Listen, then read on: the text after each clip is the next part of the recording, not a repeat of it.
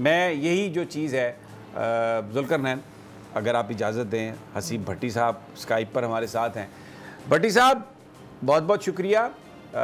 ये बयान फरमाइएगा कि अब ये जो इलेक्शन कमीशन की रिव्यू पटिशन है, परसों इसको समाअत के लिए फ़िक्स कर दिया गया और ये कह दिया गया है कि आर्गूमेंट होंगे, वकील अगर कोई एडजर्नमेंट कोशिश ना करे, एडवोकेट ऑन रिकॉर्ड को आर्ग्यू करना पड़ेगा। और ये रिव्यू है, कोई इसमें कोई बहुत लंबी बात नहीं है, इसका बड़ा कोई लिमिटेड सा स्कोप होता है।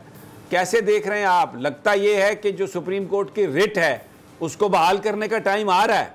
हसीब भट्टी साहब। देखिए समी साहब, आप भी हर समाज के अंदर होते हैं बड़े बड़े केसों में।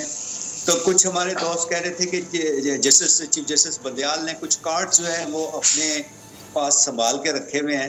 लगता ऐसे है कि वो कार्ड्स अभी शो करने का टाइम आ चुका है और अभी वो कार्ड शो होने इससे पहले भी एक हो चुका है और इंशाल्लाह आगे भी कुछ। आज भी देखें, जैसे उन्होंने आज की समाअत के अंदर बार बार कहा कि प्रैक्टिस एंड प्रोसीजर जो है वो मुदाखलत है, बड़ा वाज़ेह उन्होंने कहा।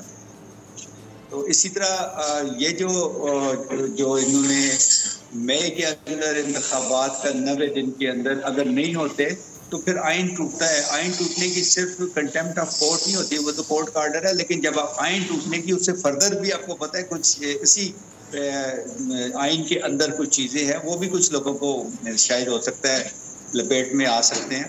पहले तो यही एक था कि जो आइन टूटने की वो कार्रवाई हो सकती है, लेकिन चूंकि वो अब तो वो चले गए लोग जिन्होंने करवाने थे, इलेक्शन कमीशन रह गया। बाकी इलेक्शन कमीशन ने तो अपनी वो कर दी थी कि जी हमें तो फंड्स नहीं मिले, तो उस वक्त फंड्स का मसला होता था। हालांकि अपने बराने असम्बली को आखिरी टाइम के ऊपर वो इतना पैसा देकर गए हैं, उसमें तो सिर्फ आपके पास 40 अरब रुपया चाहिए था, 42 अरब से कितना इलेक्शन के लिए।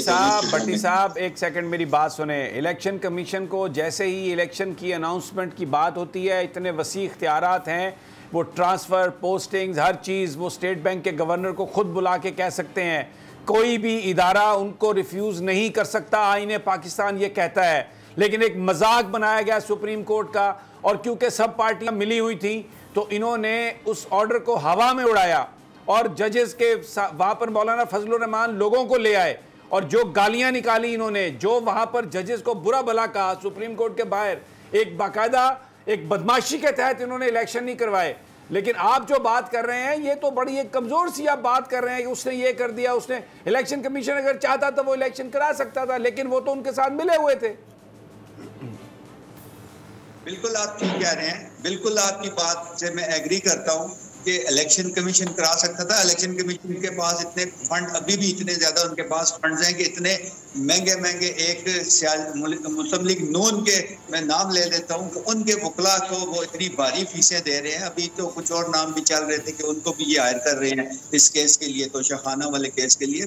उनके पास फंड्स तो हैं, फंड्स उनमें जो दिए गए थे, लेकिन मसला ये है कि ये एक आके मजलूम बनते हैं सुप्रीम कोर्ट के अंदर। अच्छा जी, ठीक हो गया। नहीं, ये मजलूम तो अब मजलूमियत तो परसों पता चल जाएगी। जुल्करनैन सब्सक्राइब करें और बेल दबाएं ताकि कोई खबर रह न जाए।